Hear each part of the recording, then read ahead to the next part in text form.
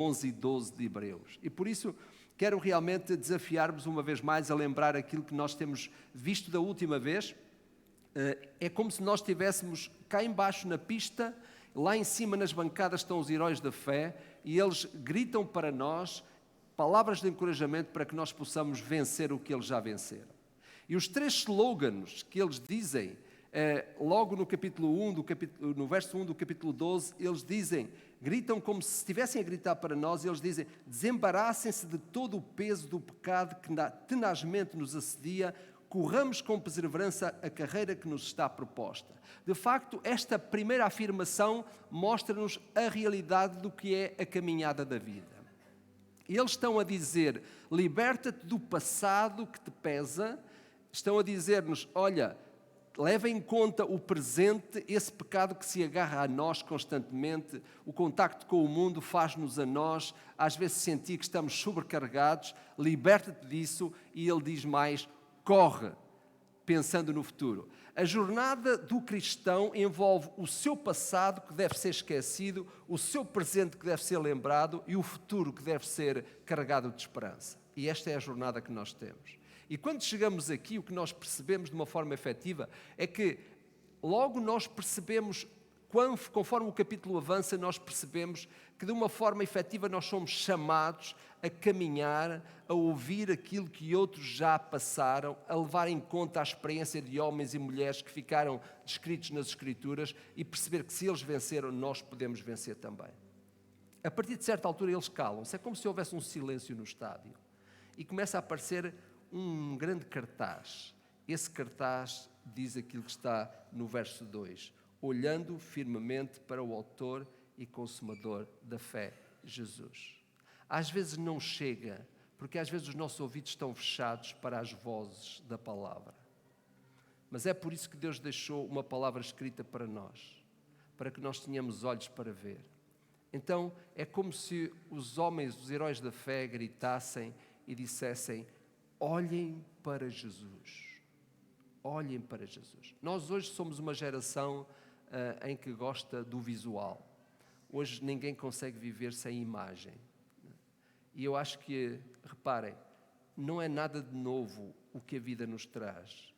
Porque lá, bem atrás na história, já os homens e mulheres que venceram na jornada da vida sabem que o visual é importante.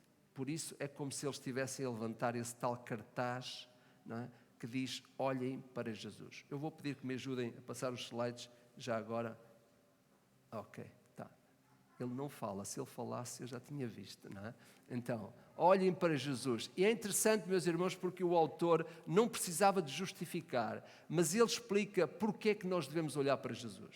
É interessante. A afirmação por si estava bem, mas ele explica, o autor quer que nós compreendamos porquê. Por isso vamos ver os próximos versículos. Reparem, no versículo 2 ele diz, olhando firmemente para o autor e consumador da fé. Em primeiro lugar, Jesus é aquele que está no princípio e no fim da corrida. É interessante a expressão que ele revela aqui. Ele palmilhou a nossa vida, ele viveu a realidade que nós vivemos. Ele era Deus e é Deus. Ele veio do céu. Jesus não começou na natureza humana. Ele já era Deus na natureza divina. Ele fez-se homem. Ele tornou-se homem para viver a nossa vida. Se é verdade que Ele precisava de nos salvar, é verdade que Ele precisava de passar por todas as etapas da vida humana para que toda a vida humana fosse absorvida naquilo que foi a morte e a ressurreição do Senhor Jesus Cristo. Por isso é que Hebreus nos diz, nós temos um Salvador melhor, nós temos um Salvador capaz. E é essa a grande mensagem que vem. Por isso, ele está no princípio e no fim da corrida, diz o verso 2. Também o verso 2 ainda diz que ele não recusou recorrer a fazer a prova da corrida, a qual, em troca da alegria que lhe estava proposta, suportou a cruz, não fazendo caso da ignomínia, e está assentado à destra do trono de Deus. O autor está a dizer, nós temos que olhar para Jesus porque existem razões suficientes. É Ele quem está assentado à direita do Pai e foi promovido a juiz de prova. É interessante. O mesmo Jesus que te permite a ti iniciar a corrida é o mesmo Jesus que está lá no fim, da tua própria vida para te receber. É por isso que Ele é um Salvador capaz. Esse Jesus que diz que permitiu que tu iniciasses a vida cristã pela salvação em Jesus Cristo, é o mesmo Jesus que está lá no fim da pista para te dar as boas-vindas ao lugar eterno. Porque é por isso que nós devemos olhar para Jesus. Existem razões suficientes para não tirarmos os olhos do Salvador. E nós sabemos a necessidade que nós temos neste mundo difícil. Um mundo cada vez mais baralhado, um mundo que não vai voltar a ser, provavelmente, o que já foi. Um mundo onde a moral está cada vez mais em baixo, onde se perdem valores. Este é o mundo onde nós estamos hoje. Nós temos necessidade de focar Jesus, de olhar para Jesus. Ele é o autor e o consumador da nossa fé. Existem razões mais que evidentes para nós confiarmos em Jesus. Nós não podemos tirar os olhos dele. Há muito ruído à nossa volta, há muita coisa que apela para a nossa atenção, há muita coisa que apela para os nossos sentimentos, mas ninguém oferece aquilo que só Deus pode oferecer. Por isso, neste mundo difícil em que nós vivemos, só nos resta fixar os nossos olhos em Jesus, porque Ele, na verdade, é aquele que merece toda a nossa atenção. Ninguém mais morreu por nós. Ninguém mais deu a sua vida na cruz do Calvário. Reparem o que diz o verso 2. Ele suportou, em troca da alegria que lhe estava proposta, suportou a cruz, não fazendo caso da ignomínia, isto é, da vergonha, mas por isso mesmo ele está assentado à destra do trono de Deus. Jesus, depois de ter dado a sua vida por nós, de ter palmilhado aquilo que é o percurso humano, ele assentou-se no lugar que era dele. Vitorioso, ele assumiu o lugar de novo. Ele já vivia à direita do Pai, mas ele veio à terra, ofereceu-se para absorver toda a natureza humana, fazer o que havia para fazer e, por fim, ele voltou ao seu lugar. O lugar de honra que ele já tinha. Ele agora está no seu lugar, assumindo o lugar que sempre lhe pertenceu, com dupla vitória. Aquele lugar já era dele, mas não foi a limitação humana que o limitou a voltar ao lugar que lhe pertencia. Ele venceu também aquilo que havia para vencer. Venceu aquilo que limitava o ser humano, para poder hoje apresentar a cada um de nós uma vitória sobre tudo aquilo que podia limitar-nos. Este é o Jesus que está diante de nós. O próprio autor, no versículo seguinte, explica como é que nós devemos olhar para Jesus. Ele explica porquê e depois, a partir do verso 3, ele diz como. E então diz assim: considerai atentamente aquele que suportou tamanha oposição dos pecadores contra si mesmo, para que não vos fatigueis desmaiando em vossa alma. Eu gosto muito desta expressão, desmaiando na vossa alma. Quantos cristãos hoje vivem com almas desmaiadas? Não sei se alguém já teve a experiência de desmaiar. Até hoje ainda não tive essa experiência. Mas contam que é uma experiência muito desagradável. A pessoa sente que de repente começa a perder a noção de quem é. Muitas pessoas às vezes nem reparam. Sabem, o desmaio é uma coisa perigosa para a fé. Se nós deixarmos que as nossas almas desmaiem, significa que a certa altura nós não somos capazes de perceber que perdemos o sentido real da relação que se tem com Deus e que se deve ter com Deus. Ele diz, é preciso olhar firmemente para Jesus e nós devemos considerar isso de uma forma atenta. Viver a vida cristã não é simplesmente para viver bons momentos. Reparem a palavra atentamente. A palavra atentamente significa olhar caso a caso, pormenor a pormenor. Significa levar em conta todos os aspectos da vida de Cristo. Não apenas aquilo que é a bênção que Cristo nos traz. O próprio apóstolo Paulo, a certa altura, diz assim, em relação a Cristo, convém não somente crer nele, como também padecer por ele. Há cristãos que querem vidas cristãs fáceis. Há cristãos que querem extrair da fé só o que é bom. Mas reparem o que está a ser dito aqui. Está a dizer que é preciso considerar. A palavra considerar já significa, no original grego, tem uma expressão bem forte. Significa que eu tenho que pôr tudo o que tenho naquilo. Significa que eu tenho que observar com toda a atenção. Significa que tudo aquilo que eu sou, mente, coração, vontade, tem que estar expressa naquilo. Olhar para Jesus não pode ser um movimento rápido que de repente aconteceu na nossa vida. Tem que ser um movimento em que nós focamos a pessoa de Jesus de uma forma atenta, de uma forma pormenorizada.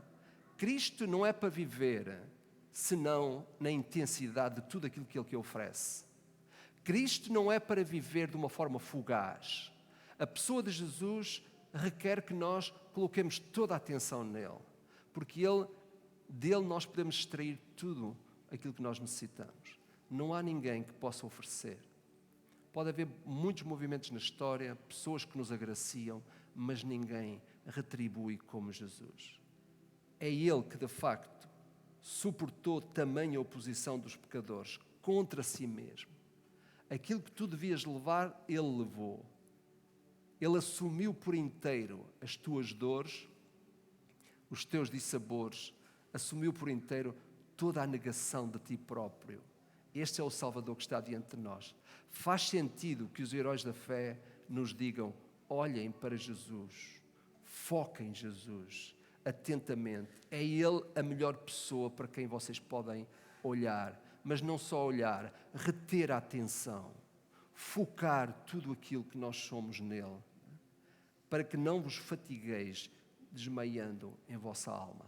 Sabem, uma das coisas que mais pode fazer desmaiar a alma do cristão hoje é quando ele olha para muitas imagens, quando ele quer viver muitas realidades ao mesmo tempo.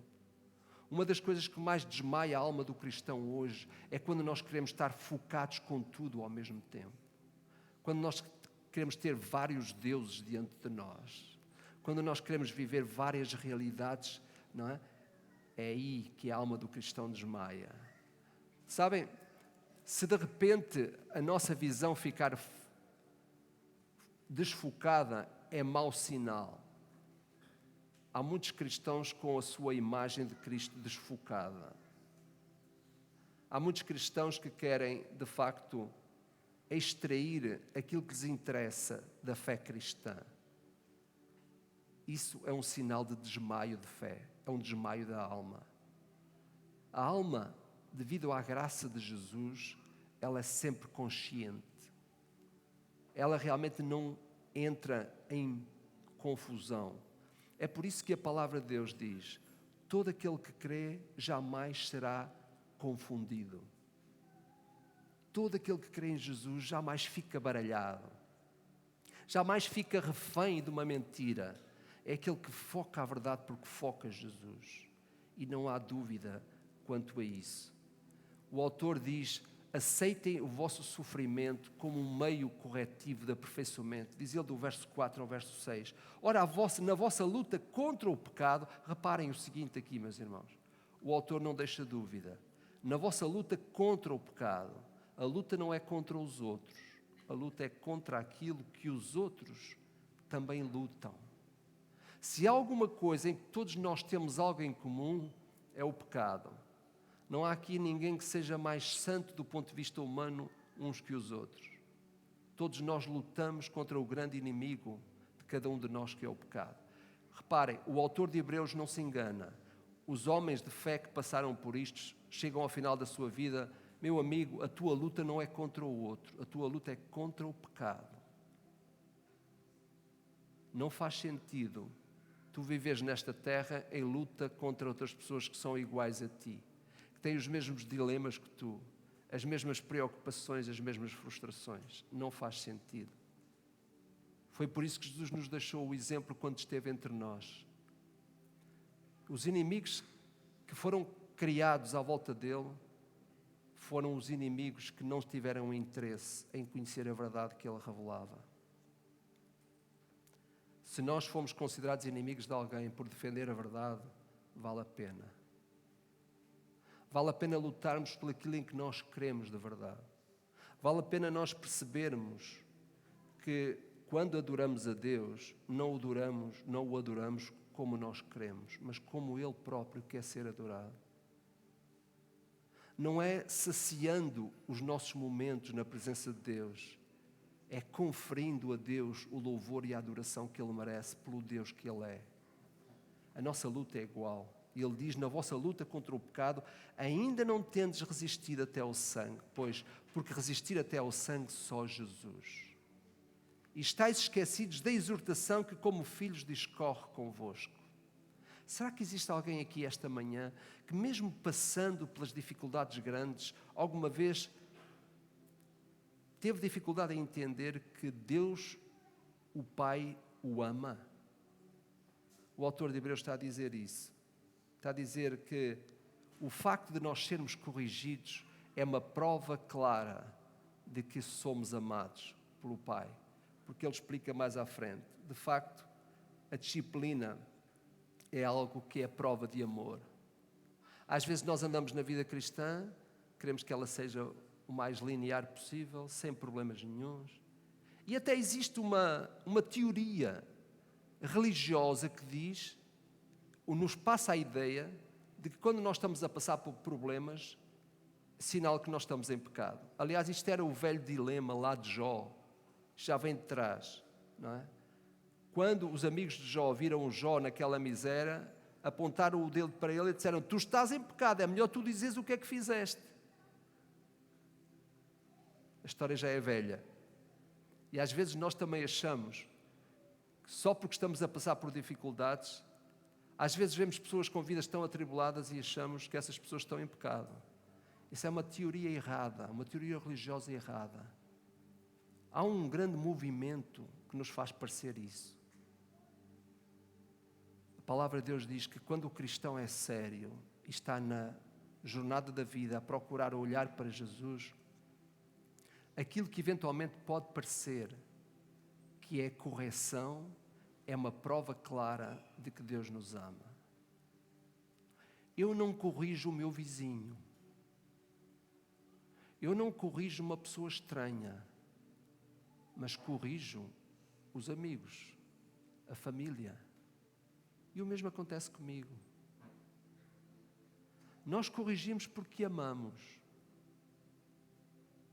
Se não amarmos, não corrigimos.